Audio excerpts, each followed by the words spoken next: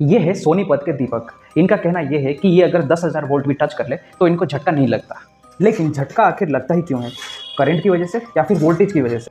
Actually जवाब थोड़ा सा कॉम्प्लेक्स है, but it is the current that kills. कोई भी करंट जानलेवा है कि नहीं, ये कई सारी चीज़ों के ऊपर डिपेंड करता है, जैसे कि amount of current, path of current और करंट एसी है या डीसी। पर हमें पता होना चाहिए कि करंट वोल्टेज के साथ साथ रेजिस्टेंस के ऊपर भी डिपेंड करता है। जैसे कि अगर आपके हाथ में मॉइस्चर लगा हुआ है तो आपका हाथ का रेजिस्टेंस कम हो जाता है, जिसकी वजह से कम वोल्टेज पे भी ज़्यादा करंट फ्लो होने का चांस रहता है। और अगर आपने रबर के ग्लव्स पहन रखा है तो आपके हाथ का रेजिस्टेंस बढ़ जाता है, जिसकी वजह से ज़्यादा वोल्टेज पे भी कम करंट फ्लो होगा और सिचुएशन को हैंडल किया जा सकता है। लेकिन अगर कम करंट भी हार्ट के थ्रू फ्लो हुआ तो हार्ट का रिदम इरेगुलर हो जाता है और हार्ट ब्लड पंप करना बंद कर देता है।